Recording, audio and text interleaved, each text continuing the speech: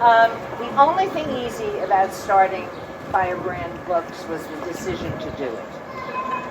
That happened literally as I was about to be fired from my job at Crossing Press, for all the wrong reasons. But nonetheless, I did not steal anything. I didn't do anything really bad. I just was successful in terms of the books that I was bringing in. And I thought, and they thought that that was impinging upon them as opposed to adding to their bottom line, which it definitely did. But everything else about Firebrand was an uphill tread. It was gloriously exciting. I worked with amazing women. It expanded my horizons in ways that I didn't imagine. I hadn't imagined was possible because I hadn't imagined that I was doing a press, and I hadn't imagined about what books I would want to do. And it was a time, I have to say, I was helped by the socioeconomic, so to speak, of the time when the lesbian world was culturally flourishing. Okay, so there were lots of women who had been writing in secret, basically, because there was no place to publish, had been writing for years. And so there was an overflow of ideas and manuscripts from women all over the country when women's presses, Firebrand being one of them, there were certainly other presses at the time. There was a whole sense of a women's press movement that existed nationally. Firebrand was not the only press. And women were able to get, many women were able to get their books published. And this was a new thing. And some of that material was breathtaking, absolutely breathtaking. What happens when you are a discriminated against minority that is quiet and invisible, which basically was what lesbians were for a long time. So part of Firebrand's success came because I had an eye for what was going on in the cultural zeitgeist. I was growing as a lesbian as the press was growing. I mean, I remember soliciting and getting Joan Nessel's A Restricted Country, which totally opened my eyes to my own sexuality. I'm reading this and I'm thinking, oh my God, how does she know all of this stuff? And what does that mean for me? And I really have to think about that. And I too can wear a black slip, you know, and it took that kind of communication with some of the authors, communication with their words, sometimes with them in person, okay, talking about what they had written. But for me, the beginning years of Firebrand were years of great personal expansion. The possibility of living in and enjoying and participating in a much larger world than the one that I had lived in. And I am forever grateful that I had that opportunity to spend 15 years. I finally caught up with the authors, you know, in terms of where I was and where they were as far as their thinking and stuff. But it was everyone should have the opportunity in their life to be able to be that alive, to feel that connected to whatever the energy level was. And then I had certain skills, which were not about being a lesbian who was exploring the world, but which came from the fact that I had an organizing background, that I'm administratively very competent, that I had done a whole bunch of things, not necessarily professionally, but avocationally, politically, that taught me how to get people to a demonstration on time.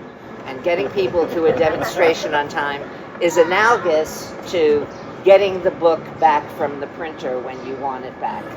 Okay? It's the same journey of your time list and drop-dead deadlines and who you have to hustle and who you assume is just going to come through with stuff. And I like being able to use the skills that I already had because I was around 40 when I started Firebrand. I like to be able to use the skills that I had as a political organizer and bring them to bear on having books, especially books that changed the way I looked at the world. So if I believed in the book, and it's not that every book that Firebrand published was earth-shaking, but every book that Firebrand published represented a piece of the world that had not been published before. So a Western, a sci-fi, okay, all peopled by women who seemed increasingly familiar to me, whether or not I was into the genre in which they were appearing. I made really good friends. Jewel Gomez is a dear, dear, dear friend, and I met Jewel in the context of her being the second in command at the New York State Literature Panel, NYSCA, New York State Literature Panel on the Arts, because I was a rural representative. Ithaca always gets chosen as a rural representative, so it's good because you get to do certain kinds of things that if you lived in New York you wouldn't be chosen because there are so many. Okay, and so I met Jewel in that context, and eventually I published the Gilda Stories, which now is in its 25th year anniversary edition from City Lights Press. And for those of you who will recognize some of the names, I was able to publish Leslie Feinberg's Stonebridge Blues, which opened up the door within the women's community, as well as acknowledging the existence of a trans community about which I knew nothing. Nothing. I was a nice middle-class Jewish girl from the Bronx who had skills and whose life had grown bigger, but my life had not intersected knowingly with trans people. I'm sure it had intersected, but I was unaware of the intersection. And so for me, that book was revelatory, and clearly it was that way for a lot of people, a lot of women and men who read it. And that's how Jeff, the co-culprit of all of this, came to be interested in Firebrand because of Stonebridge Blues. So anyway, it was a wonderful 15 years to be recognized by my hometown, because I've now lived here for 50 some odd years. So it basically is, even though I'm a New Yorker by accent still and proclivities, I really have lived in Ithaca that long. And to be recognized by my community, not just the lesbian reading community, but my community, the people that I live amongst and work amongst, and to not feel like I couldn't be recognized because there are people in this town who hate. We are, and I don't say that, I really don't say that lightly. But there are people in this town who do hate, and who are very clear about hating. And if you look at their website, they'll tell you why. And who ostensibly were having a recognition of Firebrand impossible, in spite of the preservation folks, in spite of Common Council, in spite of all of the regulatory bodies who said, yes, we should do this. They chose to do this, and then those people said, no, you can't possibly. My office was on the second floor above Yellow Deli. 3 rooms upstairs I didn't occupy them all at once. One office, then a second, then a second. There were only 2 people working at Firebrand at any given time. Everything else was freelanced out. I'm a much better organizer than I am a manager, and I liked working with freelancers because they had some power and were able to say what their terms were. And I was able to say, I don't think that's a good cover, so let's talk about a kill fee. That's not a good cover for me, for Firebrand, okay? So it was a pretty amazing experience. The people who made this possible are Jeff. I have Linda Smuckler, wherever she... Bakula. Oh, that's an old author of mine. Linda Bakula, who is a graphic designer and a big thinker about how one works in a physical design system that we thought didn't exist anymore. Basically, that we thought was so back in the day. We worked with a company 100 years old that did not do digital. Did not. So this was like setting type, okay, right? And more recently, as part of the team, Stephanie Bailey, who has saved my ass many times and is responsible for the party that we're going to have this afternoon from 2 to 4. And of course, there's my sweetheart, Elizabeth, with whom I've been for 29 years and who is somehow has found a way to put up with me. Thank you, Elizabeth. And has been really helpful.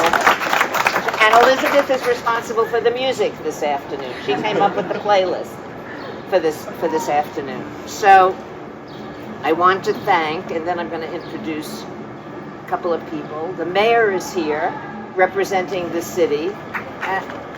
There's the mayor. And the city stepped in. The city stepped in when Yellow Deli made it impossible to put up any kind of signage on the building that they now own, which is where Firebrand's offices used to be. Okay, they said, no, it's our building, we don't want it.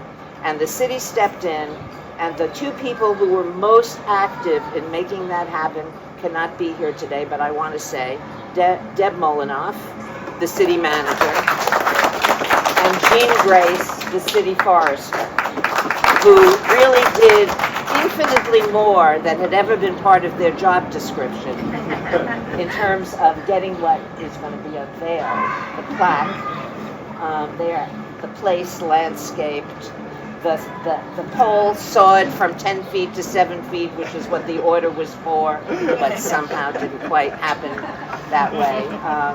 So working with the city has been a very positive experience. Not always my situation or cup of tea, but in this instance, it really was quite wonderful and very beneficial. Now, before I ask the mayor to say a few words, I would like to read to you what is on the plaque. Wait. You get to be a certain age, you get to have different glasses to see at different lengths away from you. Just give me one moment, please.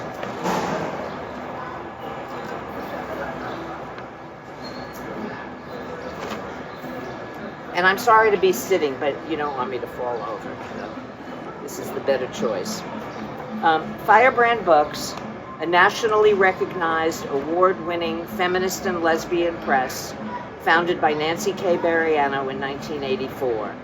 Its offices were located on the second floor of 141 The Commons. A leader in the publishing revolution occurring during the women in print and LGBTQ movements of the 1970s and 80s, Firebrand published a wide variety of genres by ethnically and racially diverse authors, including Dorothy Allison, Alison Bechdel, Cheryl Clark, Leslie Feinberg, Jewel Gomez, Audre Lorde, and Minnie Bruce Pratt, before the changing economics of the book trade forced it to close its doors in 2000. Its many accolades included honors from the American Library Association, Lambda Literary Foundation, and recognition by the New York Times for 3 of the top 25 books influencing queer culture since World War II. So, that's what we're doing.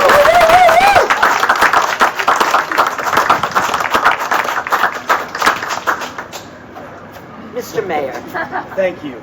I will be brief, but I just want to say, on behalf of the city of Ithaca, we are extraordinarily happy to be commemorating this new memorial today and memorializing the work of Firebrand, of Nancy Bereano, not just because of the cultural significance that this has for our community in being both a historic and inclusive place, but for the testament that it is for the work that you've helped produce and put out into the world and shape a global conversation. I also want to just lift up what you said about the extraordinary work of the city staff that have made this possible.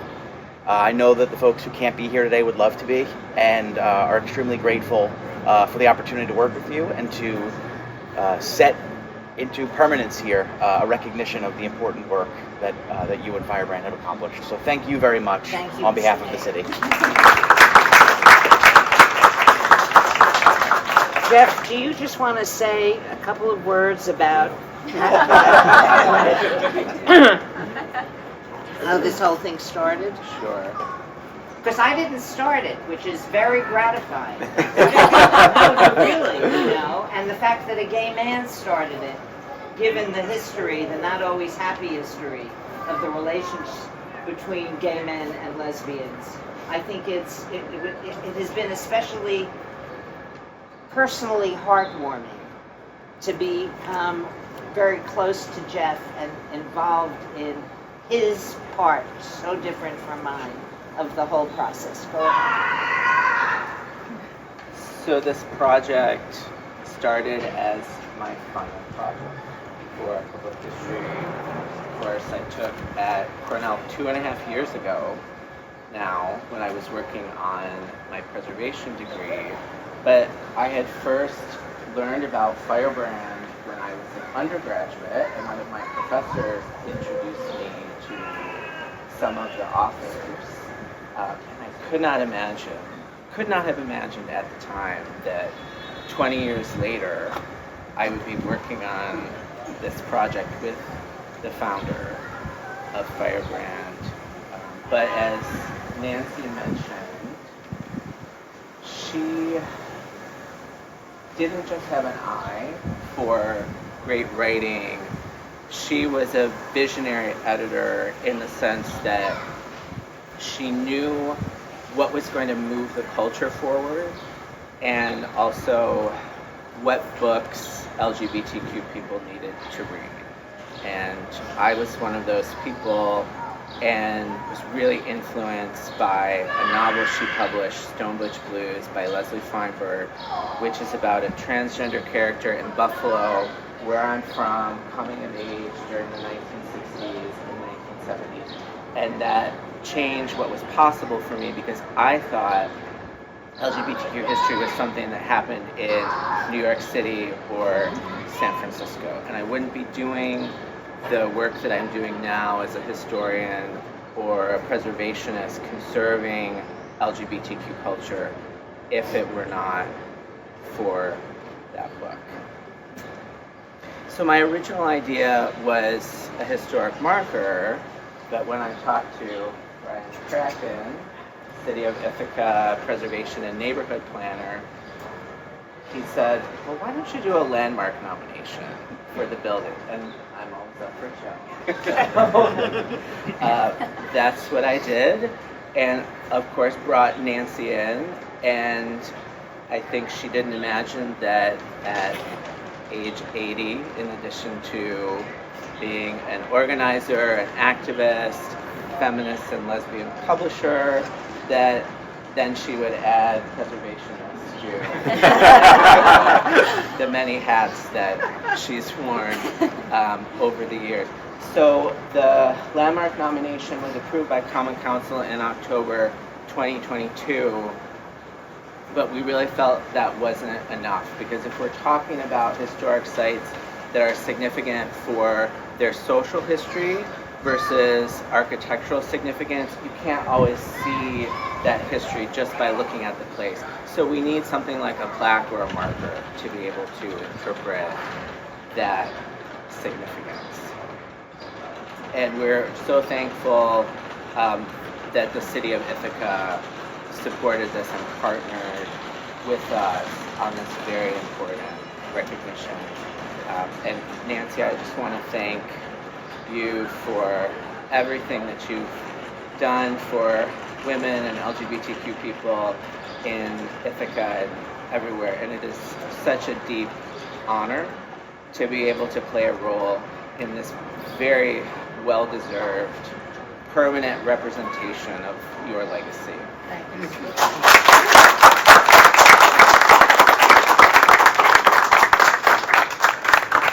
Okay, Stephanie and Linda, would you like to do the unveiling? Of course. No, not an unveiling. Oh, here's what we learned. Oh, You yeah. see, there's constant political education. It never ends, exhausting as it is, absolutely necessary. Unveiling, which is the term we were using, unveiling is associated in the Jewish tradition with the ceremony that happens a year after a person dies, and in the cemetery where they are buried, a headstone is set. Okay, so and that is called an unveiling, and people, Jewish people and friends, are invited to unveiling ceremonies. So we realized we had to come up with another word midway through our stuff, and so reveal. This is our reveal. We did not want to be disrespectful. Okay, so, okay, gals.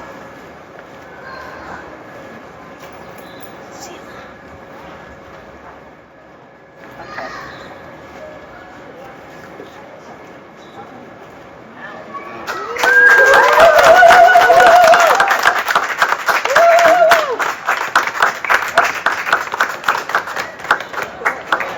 It's pretty amazing. It is pretty amazing. And it's two-sided.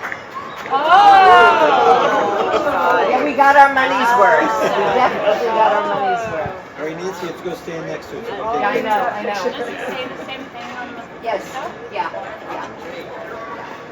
This was. So it gets you coming and going.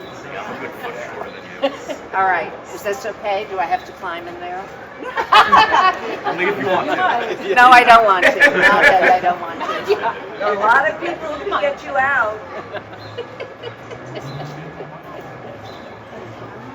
Switch to